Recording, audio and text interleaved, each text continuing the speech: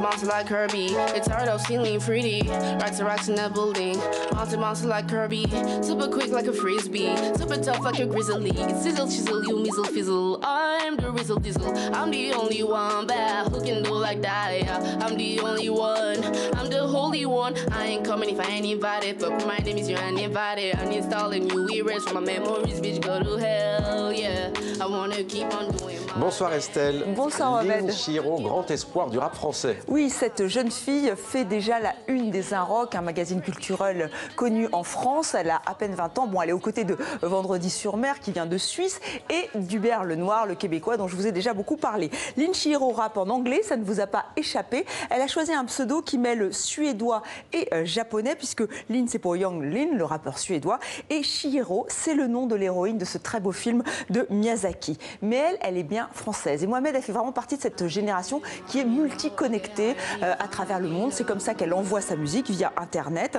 Et Lynn Chiro, elle rêve d'un duo avec Stop Dog. Elle rêve d'aller au Chili. Elle adore le rose, vous l'aurez remarqué. Et le Japon, elle est passionnée par le Japon. Ça se voit dans le clip, ça s'entend dans sa musique. Son flow est impressionnant. Elle va normalement sortir un mini-album, un EP cette année. On attend vraiment avec impatience de voir ce qu'elle peut donner, cette jeune femme. Mais vous pouvez déjà écouter ses titres sur Internet. Autre jeune talent au programme Estelle, mais plus confirmé, lui, Ali Charour, chorégraphe, il nous vient de Beyrouth au Liban. Oui, Ali Charour est un habitué du festival d'Avignon et lui, il défend le pouvoir du geste, un geste simple, minimaliste, mais qui renvoie à des références, qu'elles soient politiques, sociales, religieuses ou même, ou même familiales. Mais il faut qu'il y ait ce sens qui est donné au geste. Ce week-end, le public libanais a eu la chance de découvrir sa nouvelle trilogie, Layl, qui veut dire la nuit en arabe. Wissam Sharaf est notre correspondant sur place. Après la mort, le Libanais Ali Charour traite de l'amour. Volte-face? Pas vraiment, car à regarder sa nouvelle œuvre Layl, il est évident que l'amour et la mort sont plus reliés qu'il n'y paraît. Le principe des rituels de la mort et de la séparation est toujours présent. Ce premier volet de ma nouvelle trilogie est basé sur des histoires d'amoureux qui ont été tués, ou dont le sang a été versé, ou qui ont été séparés à cause de leur histoire d'amour. Ça peut être à cause de l'identité sexuelle, de la religion, de la politique, ou bien du contexte social.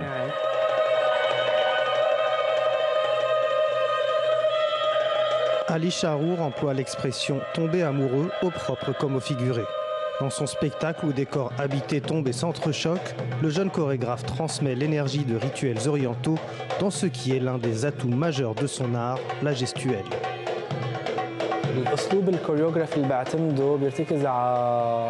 Mon style de chorégraphie se base sur la simplicité de la gestuelle.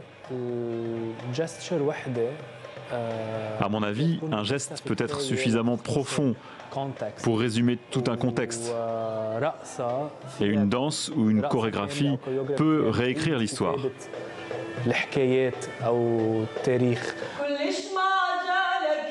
Autour de lui, des artistes libanais, mais aussi égyptiens et syriens, aux commandes d'instruments orientaux et occidentaux, fusionnent en une énergie qui traverse les lieux et aussi les générations. Je trouve que cette génération a plus de légèreté, ce qui est formidable. Nous, enfin moi en tout cas, je viens de la Syrie, je viens d'une autre génération, je viens d'un autre background de toute façon.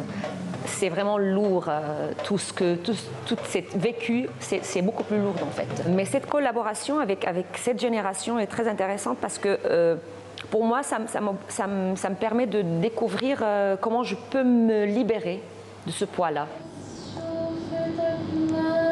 Avec Layl, Ali Charour nous rappelle à quel point l'Orient, à travers ses rituels, qu'ils soient liturgiques ou amoureux, peut apporter de la fraîcheur à la danse et au monde d'aujourd'hui. Et le justicier de la blague a encore frappé. Copie comique récidive avec Gad Elmaleh. Cet internaute accuse l'humoriste français de plagier d'autres humoristes. Et donc il a fait un montage de près de 14 minutes où il confronte les sketchs de l'humoriste français avec d'autres américains, québécois, français. On regarde tout de suite un petit extrait. Lui, c'est George Carlin. Avec Richard Pryor, ils sont considérés comme les deux plus grands humoristes américains. More than happy. I bet you say that sometimes, don't you? Once in a while, you say to somebody, "Oh, I'd be more than happy to do that." How can you be more than happy? He said, I'll be more than happy to help. More than happy. How can he be more than happy? Oui, alors certains exemples sont plus probants que d'autres. Gad Elmaleh n'a pas encore répondu.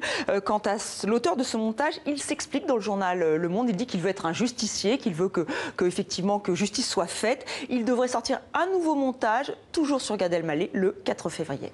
C'était demander le programme. Merci beaucoup Estelle pour cette chronique culture.